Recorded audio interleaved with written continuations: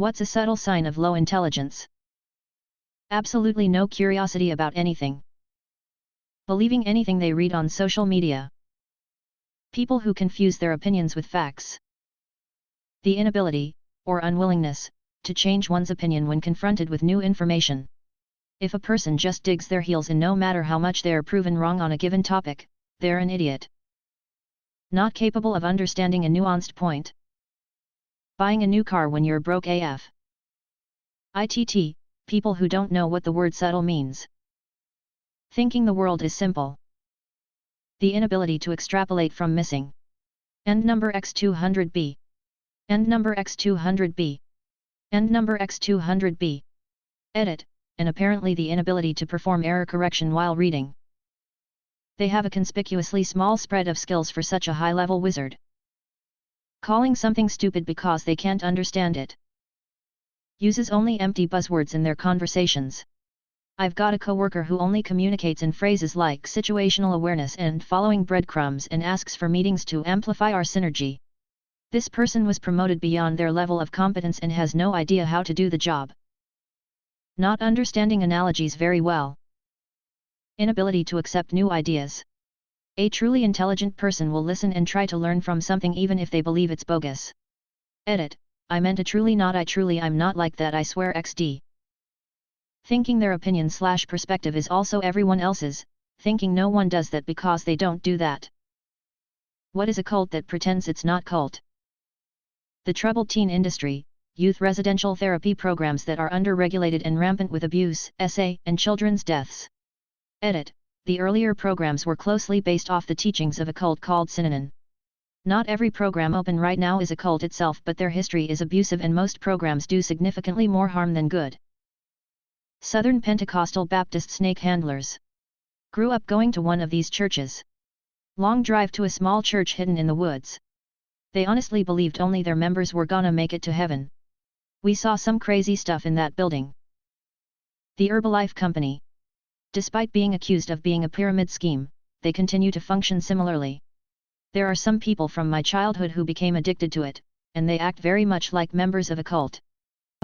A lot of my friends and family tell me I'm unknowingly in the cult of Jeep owners. I mean, it's a Jeep thing they wouldn't understand.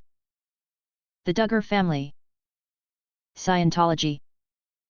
Yesterday, I actually observed a job posting that stated don't bother applying if receiving money is your main motivation. Here, we live like a family. One of the most degrading things I've ever read was that. Just to be clear, this job was compensated. They simply stated that they wouldn't be paying you much, I presume. MLMs, particularly Mary Kay. I once attended a convention as a consultant's guest in an effort to persuade me to go. Very step-forward-like. She also failed to inform me that you were supposed to dress up, so I arrived in jeans and a hoodie. CrossFit. Every cult denies they're a cult. Am I in a cult? Here's a quick checklist of red flags. Single figurehead, typically affluent and regarded as a religious figure or someone with access to one, talks to God, has prophetic visions. The leadership may be a group, or even a corporation, but they usually point towards some form of divine guiding individual. An inner circle of acolytes that new recruits are expected to look up to and try to become. Examples include one of the figurehead's multiple wives, lieutenants, an MLM upline, or the team leader. Asking for too much money. A collection plate is normal, but if they ask for an amount that damages you, that's not okay. How much is too much is hard to say, but historically tithing refers to 10% and that's an absolute maximum. That's already a lot, so if you are expected to contribute more than 10% of what you have/earn, that is highly questionable. Again, the key is if the amount is damaging to your well-being. Certain mainstream cults frequently request members donate their entire savings and house to the church as a test of faith and to ensure the member has nowhere to go if they try to quit. Cut off friends and family outside of the cult. The cult can't survive scrutiny from the outside world. Limiting interactions to other cult members means the cult is your source of information, creates a sense of us vs them, labels outsiders as a corrupting element, and ensures people who believe in the cult are your baseline social normal. Everyone else is abnormal and wrong. Control of personal life. A cult isn't just part of your life, it's your whole life. You are likely expected to devote an extraordinary amount of time to work/worship/event attendance. The cult may require certain dress, food, jobs, sleeping arrangements, event attendance, and volunteering for the church in a way that makes having a life outside of the cult impossible. The difference between a religion and a cult is that a religion is part of your life, but your entire life is just a part of a cult. Texas A&M. MLMs. CrossFitter here. We are absolutely a cult. Fish fan also. Huge cult. Ballet. You are basically at their whim. You are expected to pay tuition, costumes, dance wear, dance shoes, travel fees, competition fees, production fees, tickets, and do volunteer work and give up your entire schedule. If you complain at all about anything valid or not, they shun you by not giving your kid a good role or not moving them up a level. And they withhold attention to your child. You literally must schedule all life around ballet. And pay thousands and thousands of dollars so your kid can be in the back. If you quit, all the former dance parents and friends will shun you.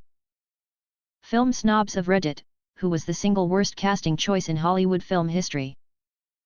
Pete Davidson, in that Taco Bell advert here. I dunno about worst of all time, but Julia Roberts in Michael Collins was super jarring.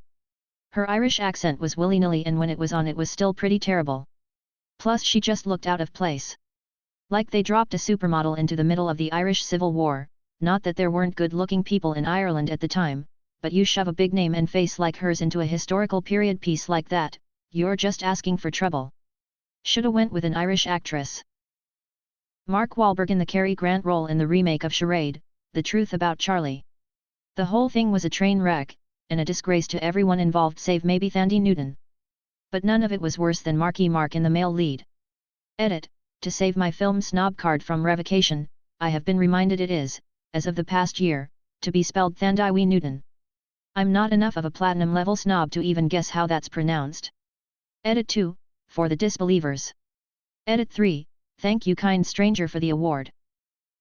John Wayne as Genghis Khan. Maria Bello in The Mummy 3, replacing Rachel Weisz. It would have been better to say Evelyn died than to use Maria Bello. Justin Chatwin as Gaku. Mickey Rooney in Breakfast at Tiffany's as Mr. Yunioshi is pretty infamous. The cast for The Last Airbender. The acting alone was enough to make it the worst movie of that year. I mean, I've seen better acting in Liberty Mutual commercials. James Corden in Cats. Any movie where Mark Wahlberg needs to appear intelligent. It can't be done without him constantly verbally reminding the audience how smart he is. Even then it doesn't work. I don't know about single worst, but when I think of terrible casting lately, I immediately think of Valerian and The City of a Thousand Planets. Those two leads were horrendously miscast, and it sunk the movie. Valerian with Cara Delevingne. She had no feelings and zero chemistry with the other main character, Dane DeHaan, who I've also never seen in another movie. Worst casting ever. Mark Wahlberg in The Happening. I'm not sure any casting choice could have made that movie not suck, but I couldn't believe for even a second that Wahlberg was just a dorky science teacher trying to survive. I have to give this one to John Wayne as Genghis Khan. Steven Seagal as anything, I think.